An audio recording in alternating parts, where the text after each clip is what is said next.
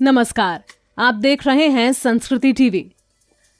श्री का अर्थ है शक्ति, अर्थात राधा जी। कृष्ण यदि शब्द हैं तो राधा अर्थ हैं। कृष्ण गीत हैं तो राधा संगीत हैं।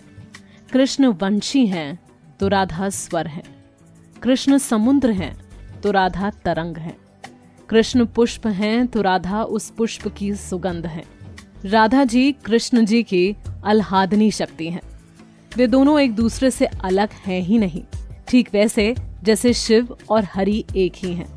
भक्तों के लिए वे अलग अलग रूप धारण करते हैं, अलग अलग लीलाएं करते हैं।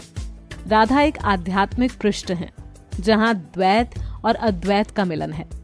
राधा एक संपूर्ण काल का उद्गम है जो कृष्ण रूपी समुद्र से मिलती है।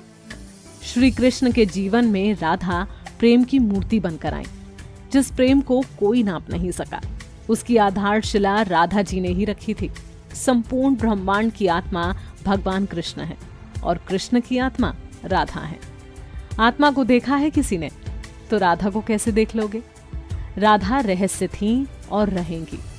सृष्टि से पूर्व दिव्य गोलोक धाम में निरंतर रास विलास करते करते एक बार श्री राधा जी के मन में एक पुत्र पैदा करने की इच्छा हुई। इच्छा होते ही पुत्र की उत्पत्ति हुई।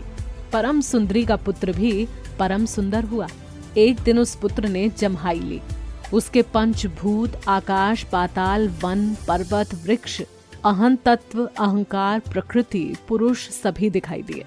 उसके मुख में ये सब देखकर सुकुमारी श्री राधा रानी को बहुत बुरा लगा। उन्होंने मन ही मन सोचा कैसा विराट बेटा हुआ है। उन्होंने उसे जल में रख दिया। वही बेटा विराट पुरुष हुआ। उसी से समस्त ब्रह्मांड की उत्पत्ति हुई।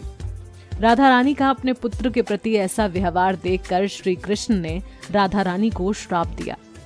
अब भविष्य में तुम्हें कभी संतान होगी ही नहीं। तभी तो राधा रानी का नाम कृशोदरी पड़ा।